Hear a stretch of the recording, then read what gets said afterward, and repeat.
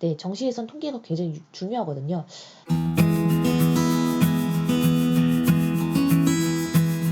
안녕하세요. 입시가준 여자입니다. 우리가 오늘은 서울여자대학교에 대해서 알아볼 텐데요. 서울여자대학교는 제가 수시 때 이제 원장님도 교육할 때 여기를 학생들을 되도록 지원시키지 말라고 막 강조했던 학교 중에 하나입니다. 경쟁률이 매번 박 터진다 그랬죠. 그 이유는 전 정확히 모르겠는데 사실 정확히 알고 있습니다. 제가 왜 학교에서 서울여자대학교를 그렇게 추천해주는지 잘 모르겠어요. 그러니까 이유는 그거예요. 학교에서 학생들에게 서울여자대학교를 좀 만만한 학교로 막 안정권 학교라고 소개하면서 많이 추천을 해주는데 결과는 다 광탈입니다. 경쟁률이 30대 1이 넘어요. 30대 1이 넘는 상황에서 3배수를 선발하기 때문에 애초에 면접에도 못 가는 경우가 많습니다. 실제로 작년 아니죠. 지금 이번 2020년 입시죠.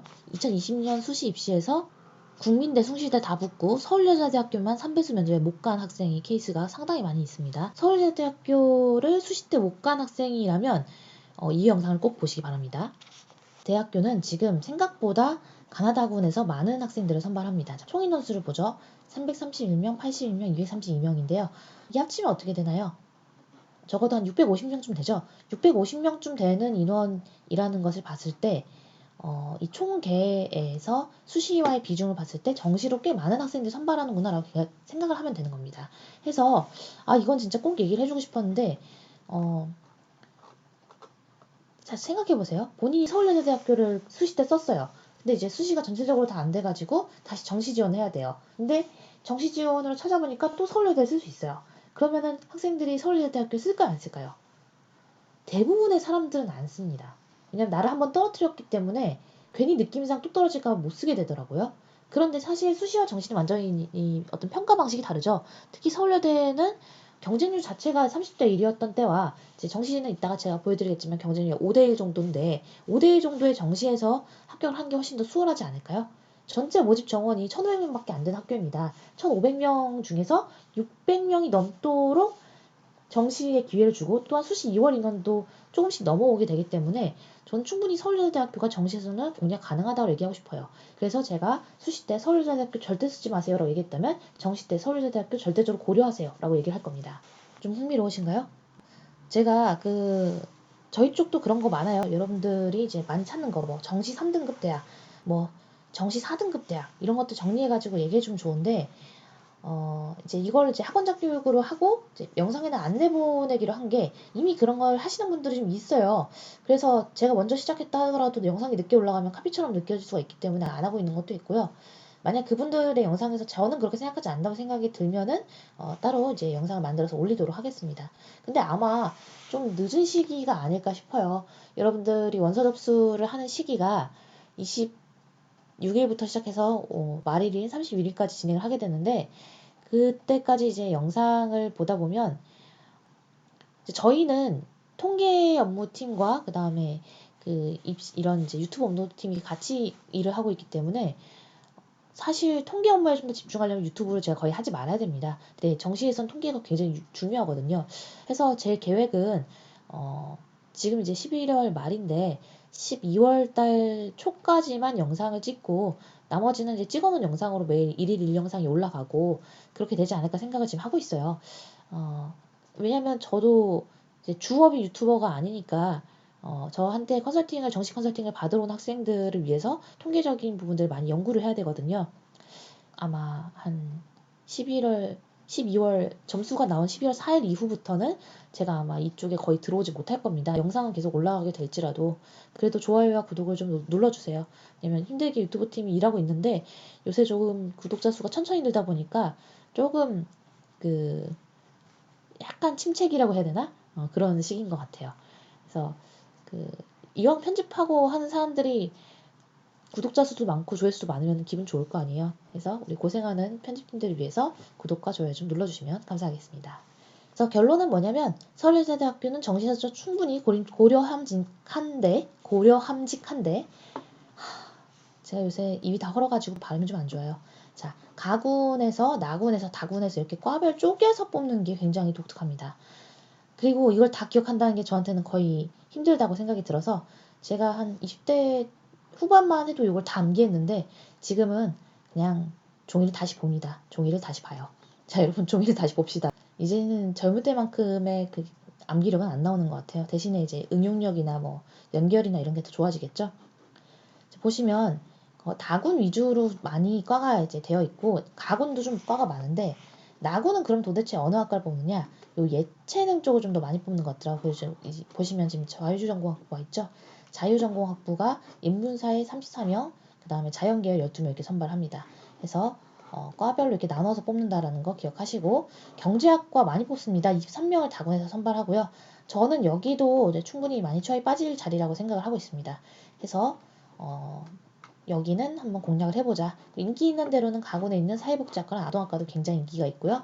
행정학과는 다군에 있고 또 이제 인기로는 40명이나 무려 언론영상학부에서 선발하는데 그래서 제가 얘기했잖아요. 이번에 정시 비중을 확 늘렸기 때문에 웬만하면 수시때 쓰지 말고 정시때 써라 이렇게 얘기를 했었는데 근데 제 말을 거의 안 듣는 것 같아요. 안 듣겠죠. 왜냐하면 저는 구독자 수가 당시만 해도 한 2,000명밖에 안 됐었기 때문에 본 사람들이 거의 없을 거예요. 근데 제 말이 맞았죠. 경쟁률 보시면 제 말이 맞았다는 거 아실 거예요. 제일 센 데는 교육심리학과인데요. 오히려 언론영상학부가 굉장히 세잖아요. 근데 오히려 이번 가군 정시 때 한번 공략해보시는 것도 방법입니다. 여기 점수대 높은 학생들이 쓸 거라 추합도 꽤 빠질 거예요. 자, 보시면 자연계열의 수학과 7명, 자, 화학생명 환경학부도 무려 37명이나 다군에 선발합니다. 원예생명 조경학과도 다군에서 한번 공략해보시고요. 그 다음에 식품응용 시스템학부도 44명을 선발하는데 가군의 선발인데 자 44명이 진짜 많죠. 그리고 이게 학생들이 취업이 잘 되고 영양사로서 이제 일할 수 있는 직업이기 때문에 여학생들에게 인기 많은 직업이에요. 자 아까 다군의 경제학부 있었는데 가군의 경영학과가 있죠. 그 다음에 또 여기서 좀 밀어주는 게 패션산업학과 밀어주고 디지털 미디어학과가 또 있습니다. 그래서 보세요. 언론영상학부 40명 선발하는데 디지털 미디어학과가 자연계열에서 또 있기 때문에 결과적으로는 이쪽으로 좀 나눠진다는 거예요. 물론 이제 문과 이과의 차이도 있긴 하지만 사실 디지털 미디어학과는 언론영상학부랑 되게 비슷하거든요. 다루거나 이제 교수진이라든가 비슷하기 때문에 해서 저는 요 두 학과가 원래는 되게 높은 학과인데 인원수가 많이 나왔으니까 한번 추합을 노리고 써보셔도 좋을 것 같다라는 생각입니다. 그리고 여기 정보보호학과가 24명이고요. 소프트웨어 융합학과가 14명, 그 다음에 산업디자인학과가 14명입니다.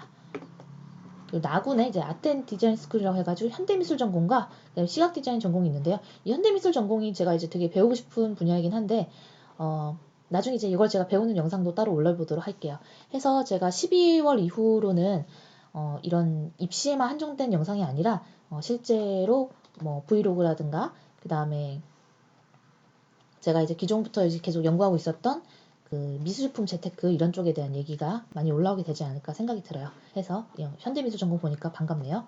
자, 자유전공학부도 34명이면 상당히 많은 사람들이 지원 가능합니다. 수시와 정시는 완전히 합격을 시키는 방식이 다르다. 평가 방식이 다르다. 이걸 기억해 주시고 본인이 거기 너무 높은 대학 아니야? 내가 국민대 수시대 붙고도 뭐 서울여대는 떨어졌어. 이렇게 생각하실 게 아니라 정말 그때는 떨어질 자리였던 거예요. 왜냐면 인원수도 줄었죠. 지원은 많이 할 거로 보였죠. 그런데 이제 아무리 얘기를 해도 사람들은 지원을 하더라고요. 안정지원이라고.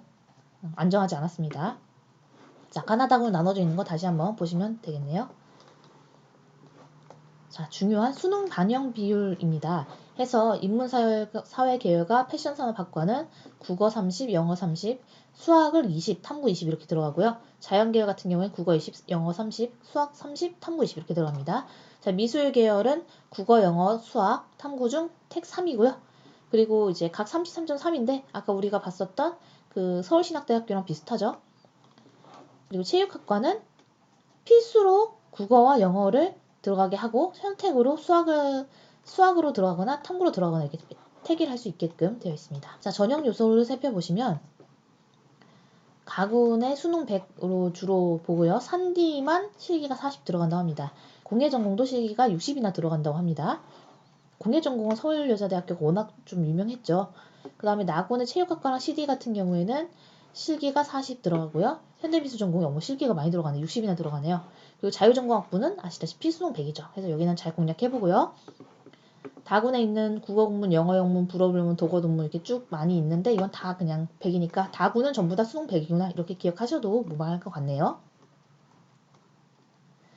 자, 그렇다면 수능 한국사는 몇 점을 줄까요? 3등급까지 만점이고 예체능은 이제 4등급이 만점이 일반계 같은 경우에는 4등급에서 4.95점을 줍니다. 0.05점의 차이네요. 그래서 그냥 이 점수보다는 이 극간을 잘 파악하시는 게 좋을 것 같습니다. 수능 영어 등급별 환산 점수. 야, 여기는 감점폭이 아주 커요. 2등급만 받아도 100에서 3%를 제외를 해버리는데요.